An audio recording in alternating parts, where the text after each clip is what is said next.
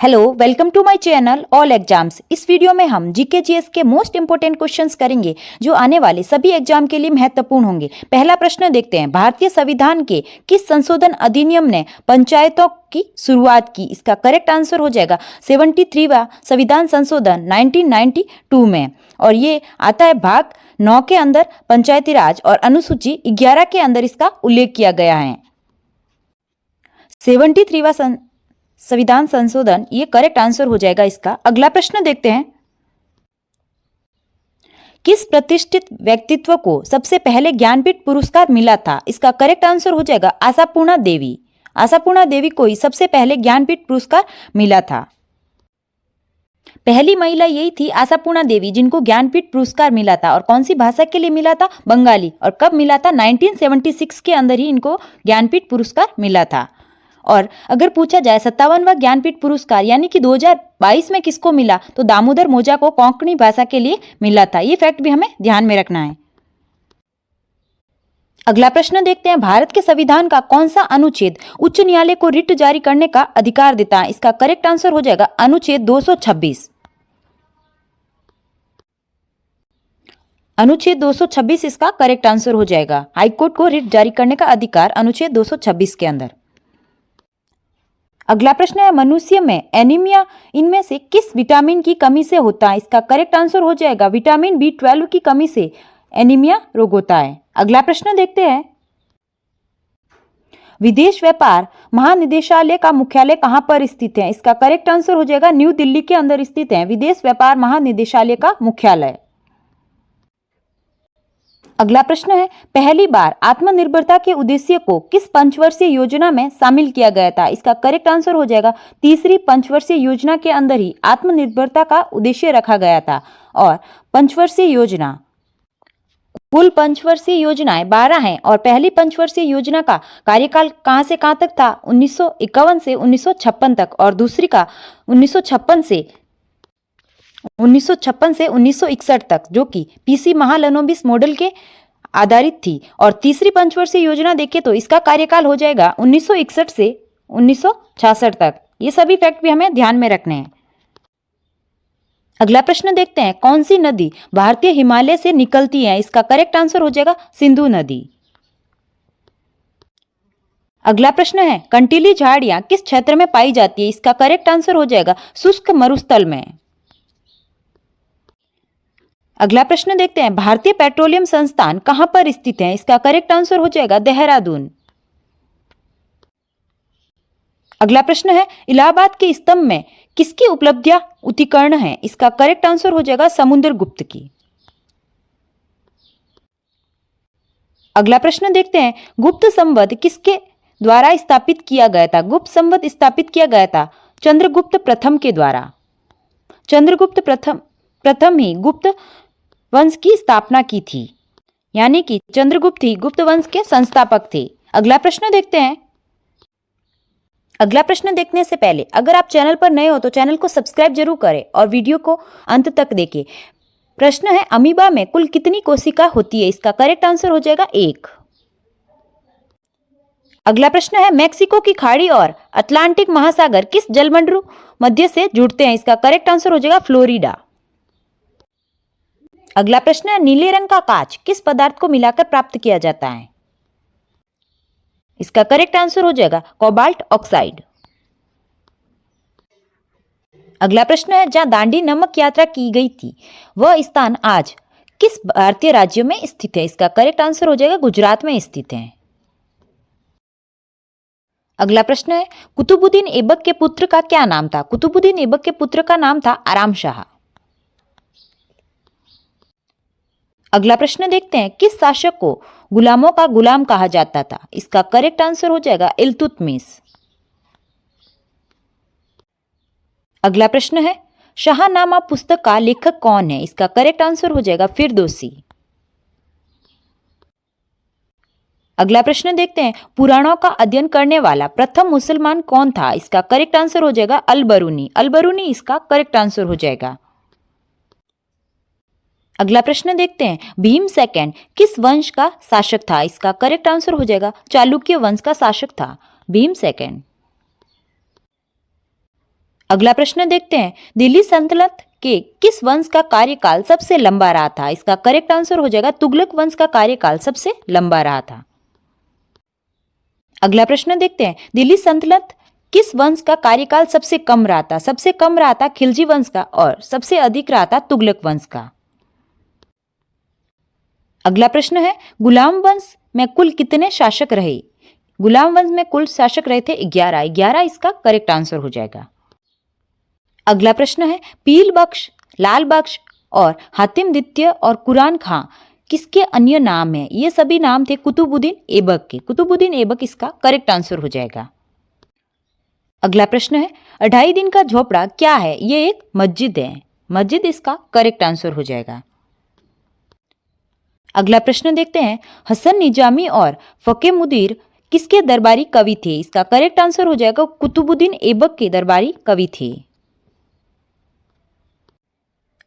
अगला प्रश्न देखते हैं, ताजुल मासिर पुस्तक के लेखक कौन है? ताजुल मासिर पुस्तक के लेखक हो जाएंगे हसन निजामी। हसन निजामी इसका करेक्ट आंसर हो जाएगा। अगला प्रश्न है, कुतुबुद्दीन ऐबक का मकबरा कहां पर स्थित है? इसका करेक्ट आंसर हो जाएगा लाहौर में स्थित है कुतुबुद्दीन ऐबक का मकबरा। विजयनगर राज्य की स्थापना किसने की थी? विजयनगर राज्य की स्थापना की थी हरिहर और बुक्का ने। अगला प्रश्न है, संगम वंश का शासनकाल क्या था? इसका करेक्ट आंसर हो जाएगा 1336 से 1485 तक। अगला प्रश्न देखते हैं, प्रथम बार 10,000 मुस्लिमों को सेना में भर्ती किसने किया था? इसका करेक्ट आंसर हो जाएगा देवराय प्रथम ने। अगला प्रश्न देखते हैं, इब्राहिम आदिल शाह ने फारसी के स्थान पर किस भाषा को राजभाषा बनाया था? इसका करेक्ट आंसर हो जाएगा हिंदी भाषा को। अगला प्रश्न है, ऋग्वेद का उपवेद किसे कहा जाता है? ऋग्वेद का उपवेद कहा जाता है आयुर्वेद को। आयुर्वेद इसका करेक्ट आंसर हो जाएगा।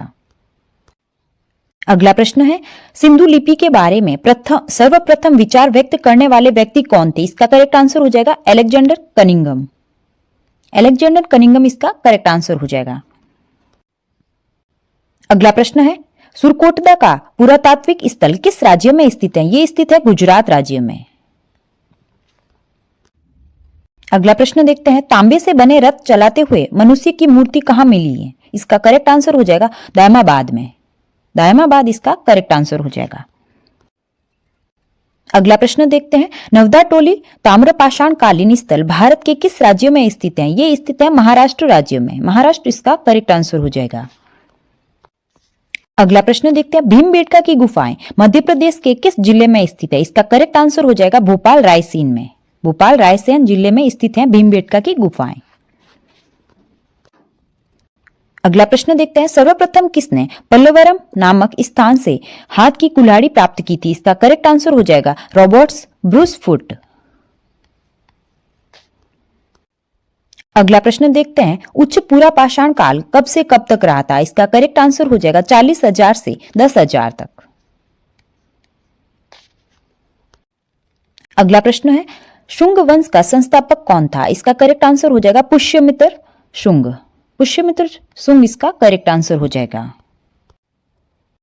अगला प्रश्न देखते हैं, वैशाली का कौन सा गणराज्य विश्व का प्रथम गणतंत्र बना था? इसका करेक्ट आंसर हो जाएगा लिच्छवी। अगला प्रश्न देखते हैं, भद्रबाहु ने कल्पसूत्र को किस भाषा में लिखा था? ये लिखा था संस्कृत भाषा में। संस्कृत इसका करेक्ट आंसर हो जाएगा।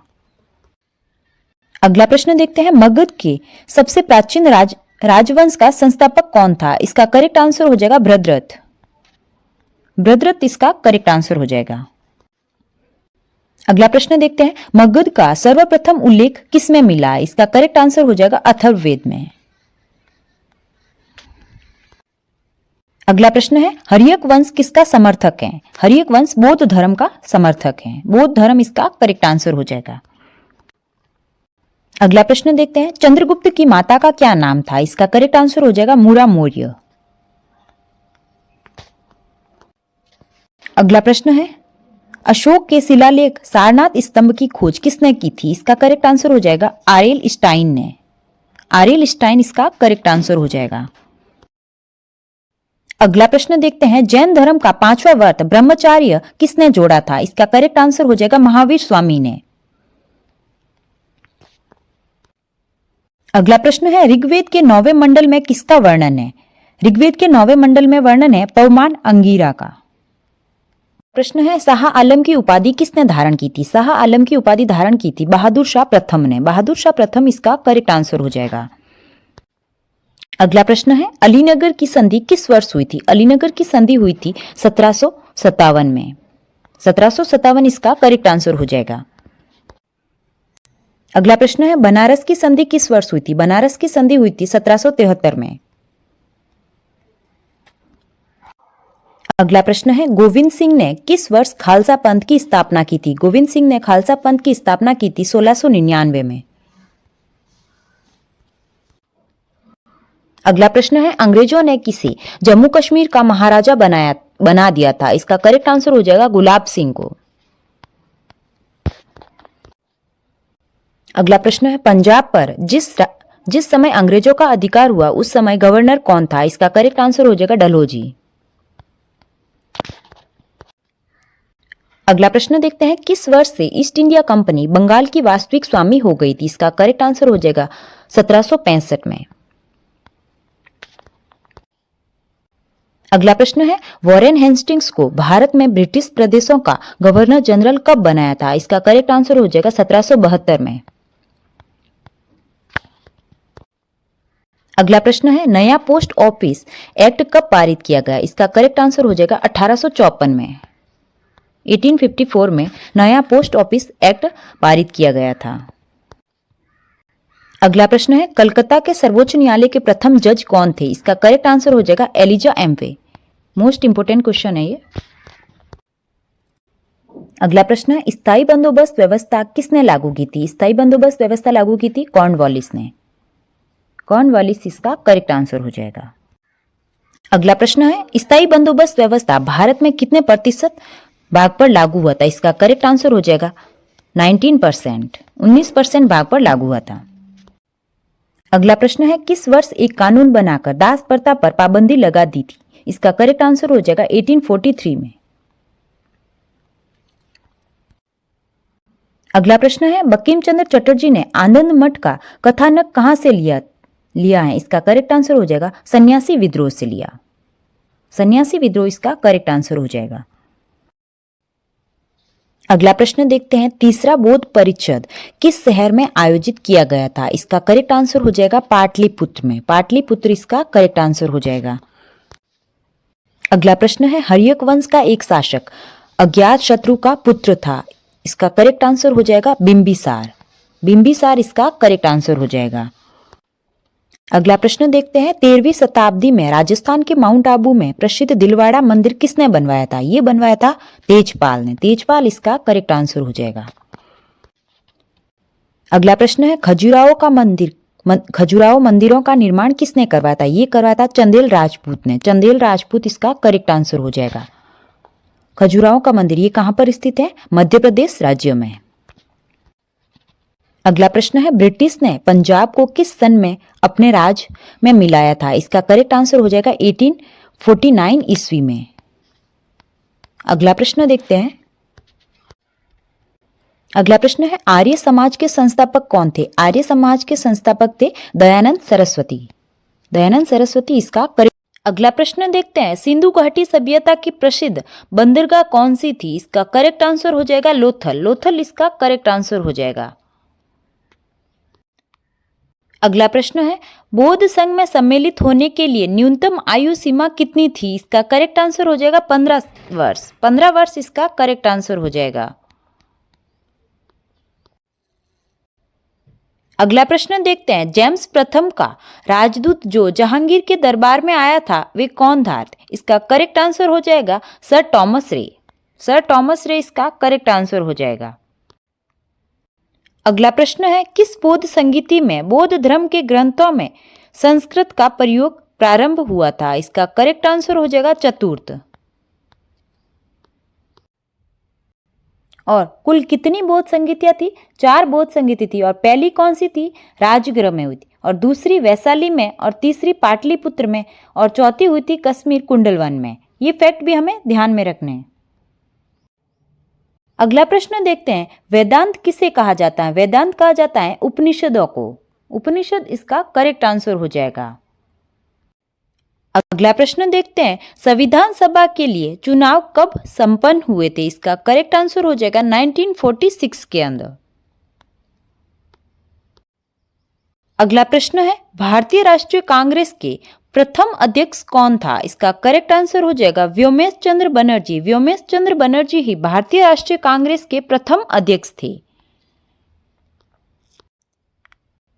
अगला प्रश्न देखते हैं, भारतीय संविधान सभा की स्थापना कब की गई थी? इसका करेक्ट आंसर हो जाएगा 9 दिसंबर 1946 को।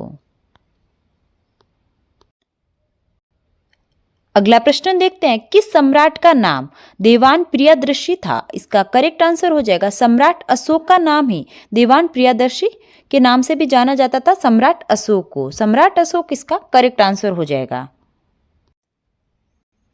अगला प्रश्न देखते हैं, दिल्ली के किस सुल्तान को इतिहासकारों ने विरोधों का मिश्रण बताया है? इसका करेक्ट आंसर हो जाएगा मोहम्मद बिन तुगलक को। मोहम्मद बिन तुगलक इसका करेक्ट आंसर हो जाएगा। अगला प्रश्न है, कौन विदेशी आक्रमणकारी भारत से कोहिनूर हीरा तथा मयूर सिंहासन उठा ले गया था? इसका करेक्ट आंसर हो जाएगा नादिर शाह। नादिर शाह इसका करेक्ट आंसर हो जाएगा। अगला प्रश्न देखते हैं, अंग्रेजों एवं फ्रांसीसियों के बीच निर्णायक वांडीवास का युद्ध कब हुआ था? वांडीवास का युद्ध हुआ था 1760 में। 1760 ईस्वी में हुआ था वांडीवास का युद्ध। ये थे सभी मोस्ट इंपोर्टेंट जीके जीएस के क्वेश्चंस। अगर आपको वीडियो अच्छा लगा हो तो लाइक करें, चैनल को सब्सक्राइब करें। Thank you.